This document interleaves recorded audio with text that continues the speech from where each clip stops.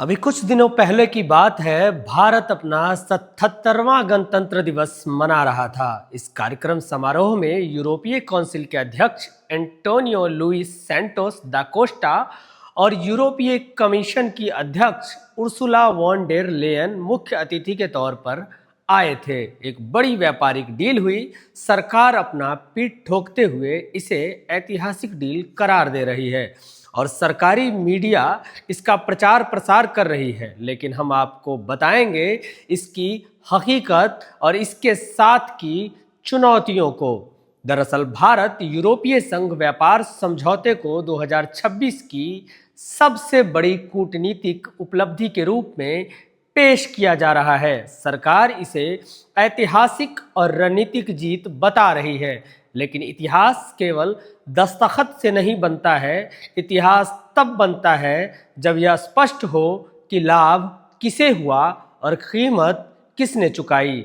इसी कसौटी पर यह समझौता गंभीर सवाल खड़े करता है। सरकार का पहला दावा है कि इससे भारतीय निर्यातकों को यूरोप के विशाल बाजार तक बेहतर पहुंच मिलेगी, लेकिन यह दावा अधूरा सच है। यूरोपीय बाजार पहले से ही अपेक्षाकृत खुला हुआ है, जबकि भारत ने अपने उद्योगों को बचाने के लिए ऊंचे शुल्क बनाए रखे थे। अब जब वही सुरक्षा दीवारें गिराई जा रही हैं, तो सवाल उठता है कि क्या भारतीय उद्योग यूरोपीय तकनीक, पूंजी और सब्सिडी से लैस कंपनियों के साथ बराबरी की प्रतिस्पर्धा कर पाएगा। विशेष रूप से ऑटोमोबाइल और मशीनरी क्षेत्रों में शुल्क कटौती का अर्थ है घरेलू विनिर्माण पर सीधा दबाव। सरकार ने यह स्पष्ट नहीं किया है कि इससे प्रभावित होने वाले एमएसएमई और रोजगार की भरपाई कैसे होगी। कृषि के मामले में सरकार आश्वासन दे रही है कि संवेदनशील उत्पाद सुरक्षित है, लेकिन भारत का अनुभव बताता है कि व्यापार समझौते कृषि को अचानक नहीं, धीरे धीरे कमजोर करते हैं। यूरोपीय संघ के कड़े पर्यावरण गुणवत्ता और ट्रेसेबिलिटी मानक छोटे और सीमांत किसानों के लिए नए अवरोध बन सकते हैं। यह पूछना जरूरी है कि क्या भारतीय किसान इन मानकों की लागत वहन कर पाएंगे या वे वैश्विक बाजार से बाहर धकेल दिए जाएंगे। भारत जैसे देश में जहां कृषि सामाजिक स्थिरता का आधार है, यह जोखिम नजरअंदाज नहीं किया जा सकता। रणनीतिक स्तर पर इस समझौते को चीन पर निर्भरता घटाने और पश्चिमी लोकतंत्र धुरी के साथ भारत की निकटता के रूप में पेश किया जा रहा है।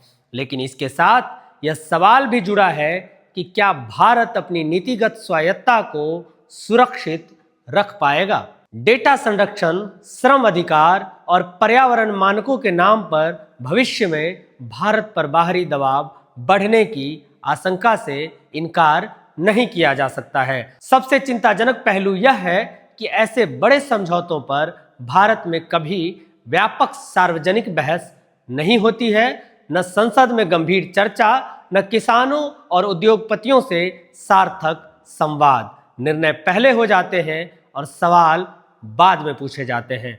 लेकिन लोकतंत्र में सवाल बोझ नहीं, जरूरत होते हैं। निष्कर्ष स्पष्ट है, भारत यूरोपीय संघ समझौता 2026 न तो पूरी तरह गलत है, न ही निर्विवाद रूप से सही।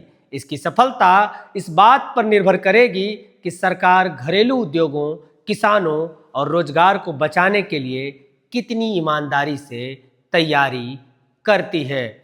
यदि ऐसा नहीं हुआ तो यह समझौता इतिहास में अवसर के रूप में नहीं, बल्कि एक और असंतुलित वैश्वीकरण प्रयोग के रूप में दर्ज होगा। भारत यूरोपीय संघ व्यापार समझौते को सत्ता प्रतिष्ठान जिस तरह ऐतिहासिक बताकर पेश कर रहा है, वह नया नहीं है।